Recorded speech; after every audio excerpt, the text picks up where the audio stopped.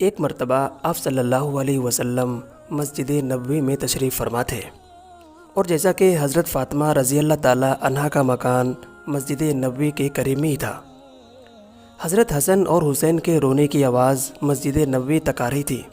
آپ صلی اللہ علیہ وسلم نے جیسے ہی حسن اور حسین کے رونے کی آواز سنی تو آپ بے چین ہو گئے اور آپ کی آنکھ مبارک نم ہو گئی، اور حضرت بی بی فاطمہ رضی اللہ تعالی عنہا کے گھر کی طرف چل دیے۔ حضرت بی بی فاطمہ رضی اللہ تعالی عنہا اپنے گھر میں بیٹھی ہوئی تھی۔ آپ صلی اللہ علیہ وسلم نے دروازے پر کھڑے ہو کر فرمایا کہ اے بیٹی فاطمہ، گھر کے اندر آنا چاہتا ہوں۔ حضرت بی بی فاطمہ رضی اللہ تعالی عنہا نے اندر آنے کی اجازت دے دی۔ اس کے بعد آپ صلی اللہ علیہ وسلم نے اپنی چادر مبارک گھر کے اندر پھینک دی اور پھر آپ تشریف لے گئے۔ آپ صلی اللہ علیہ وسلم نے پوچھا کہ اے بیٹی فاطمہ، کیوں روتی ہو؟ بی بی فاطمہ رضی اللہ تعالی عنہا نے فرمایا کہ اے بابا جان، میرے پاس اتنا بھی کپڑا نہیں ہے کہ میں اپنے بدن کو ڈھک سکوں، اس لیے میں نے اپنے بدن کو آپ کی چادر سے ڈھکا ہے۔ اس کے بعد آپ صلی اللہ علیہ وسلم نے اپنی بیٹی فاطمہ رضی اللہ تعالی عنہا کے چہرے کی طرف دیکھا تو آپ بے چین ہو گئے، کیونکہ بی بی فاطمہ رضی اللہ تعالی عنہا بیمار لگ رہی تھی۔ ان کا چہرہ زرد اور آنکھوں کے نیچے گڑھے صاف نظر آ رہے تھے۔ اس کے بعد بی بی فاطمہ رضی اللہ تعالی عنہا نے فرمایا کہ اے میرے بابا جان، آج اپنی بیٹی کو معاف فرما دینا، کیونکہ آج آپ کی بیٹی آپ کے استقبال کے لیے دروازے تک نہیں آ سکی۔ کئی دنوں سے بھوک کی وجہ سے آپ کی بیٹی کا جسم اتنا کمزور ہو چکا ہے کہ اٹھنے کی بھی طاقت نہیں ہے۔ یہ سن کر آپ صلی اللہ علیہ وسلم کی آنکھوں سے آنسو جاری ہو گئے۔ آپ صلی اللہ علیہ وسلم نے فرمایا کہ اے فاطمہ، میں مسجد میں تھا اور حسن اور حسین کے رونے کی آواز بار بار آ رہی تھی، جس کی وجہ سے میں بے چین ہو گیا۔ اے بیٹی فاطمہ، آخر میرے پیارے نواسے کیوں رو رہے تھے؟ بی بی فاطمہ نے فرمایا کہ بابا جان، حسن اور حسین نے بھی 2 دن سے کچھ نہیں کھایا ہے۔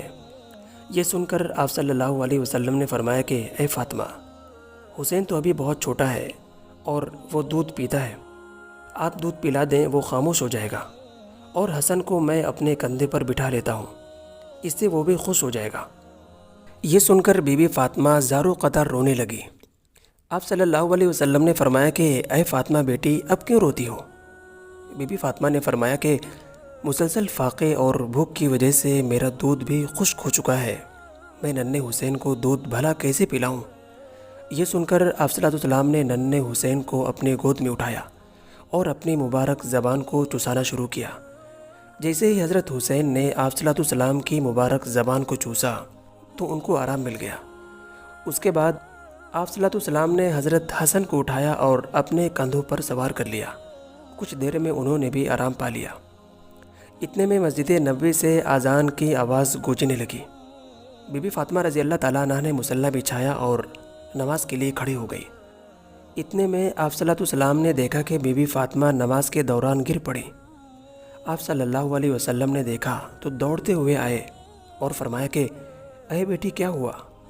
یہ سن کر بی بی فاطمہ رونے لگی اور فرمایا کہ اے بابا جان، آج آپ کی بیٹی کا 4تھے دن کا فاقہ ہے، 4 دن سے بھوکی ہوں، کچھ بھی نہیں کھایا ہے، جس کی وجہ سے چکر آ گیا اور میں گر پڑی۔ اس کے بعد آپ صلی اللہ علیہ وسلم نے دیکھا کہ بی بی فاطمہ رضی اللہ تعالی عنہا کے پیٹ پر پتھر بندھے ہیں۔ آپ نے پوچھا کہ اے بیٹی، یہ کیا ہے؟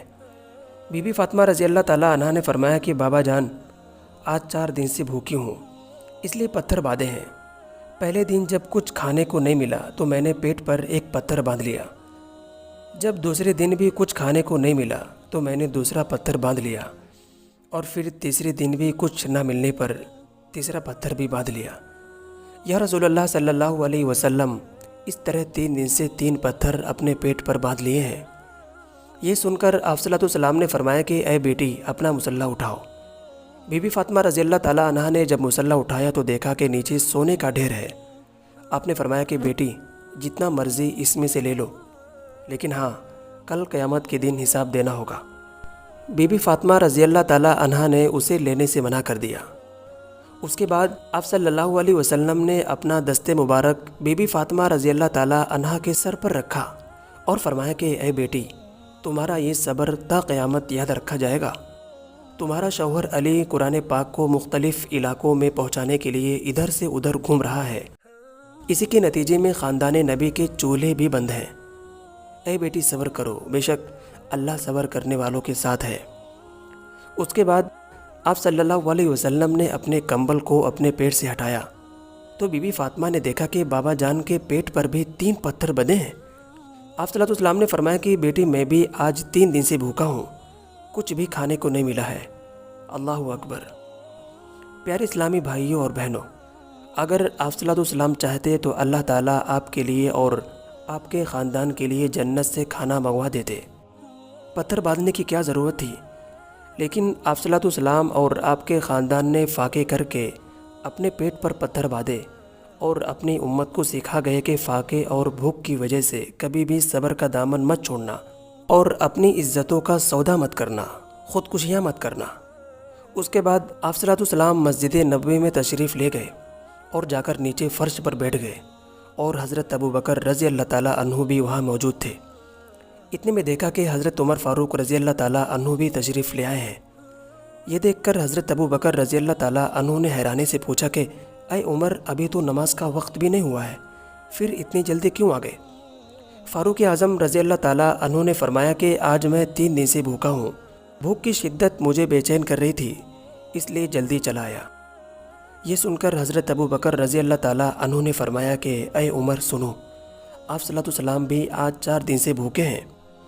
اس کے بعد آپ تینوں حضرت ایوب انصاری رضی اللہ تعالیٰ عنہ کے گھر تشریف لے گئے۔ وہاں جا کر پتہ چلا کہ حضرت ایوب انصاری رضی اللہ تعالیٰ عنہ گھر پر نہیں ہے۔ وہاں سے واپس ہونے کا ارادہ کیا تو اندر سے آواز آئی کہ اندر تشریف لے آئے۔ حضرت ایوب انصاری رضی اللہ تعالیٰ عنہ کی بیوی نے کھانا پکایا اور آپ کے سامنے رکھ دیا۔ آپ صلی اللہ علیہ وسلم نے ایک روٹی لی اور فرمایا کہ آج میرا 4تھے دن کا فاقہ ہے، پتہ نہیں کہ میری بیٹی کتنے دنوں سے فاقے پر ہے، پہلے یہ روٹی اسے دے آؤ، اس کے بعد میں کھاؤں گا۔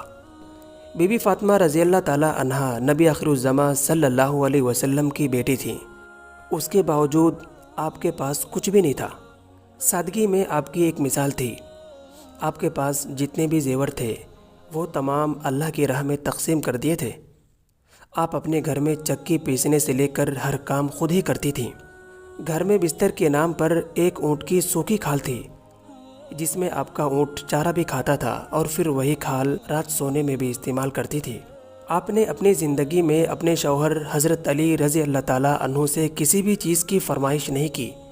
آپ دنیا کی ہر عورت کے لیے ایک مثال ہیں اور ہر عورت کو آپ سے سیکھ لینی چاہیے اور اپنی زندگی بی بی فاطمہ رضی اللہ تعالیٰ عنہ کے نقش قدم پر گزارنی چاہیے۔ آج کے لیے بس اتنا ہی۔ امید ہے کہ آپ کو یہ ویڈیو پسند آئی ہوگی۔ اگر پسند آئی ہے تو اس کو شیئر کریں، اور اگر آپ ہمارے چینل پر نئے ہیں تو سبسکرائب بھی کریں تاکہ اس طرح کے ویڈیو سب سے پہلے آپ کو مل جایا کریں۔